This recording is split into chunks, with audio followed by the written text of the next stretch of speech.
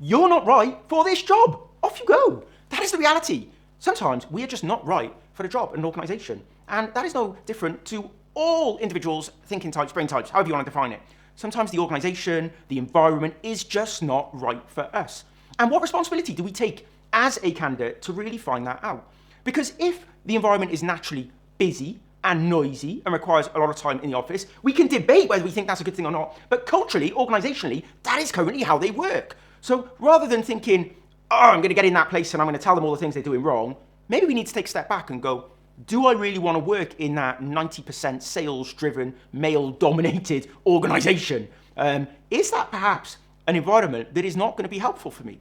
They may have a really good feedback from their employees. They may love the environment. They may think it's fantastic. However, we may walk in and think it's hell on earth. It's the worst place we would want to be. How often as we, candidates, do we really consider that? And that's not just neurologically, that's culturally, ethnically, from a gender perspective. We put so much emphasis on the organisation making change, when actually, should we be taking it upon ourselves to do some due diligence to identify, is that organisation right for us? Is that culture right for us?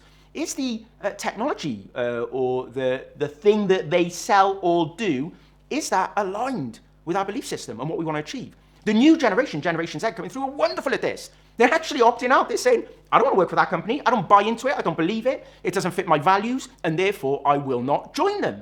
And if they join them and realise that afterwards, they leave.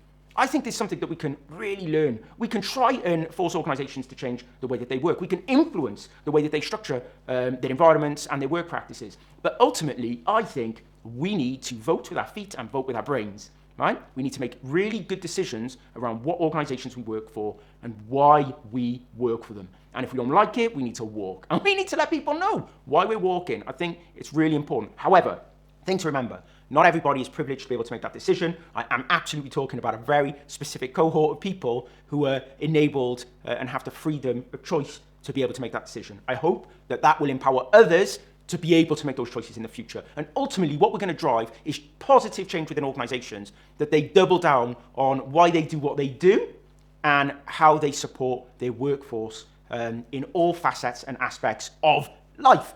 And that will provide us, hopefully, with all opportunities that resonate and connect with our own vision and values. So, if you want to hear more about vision, values, talent, neurodiversity, why not subscribe to the channel and watch our next video. We'd also love to hear from you in the comments. What do you think about this? Do you agree? Disagree? Let us know your thoughts.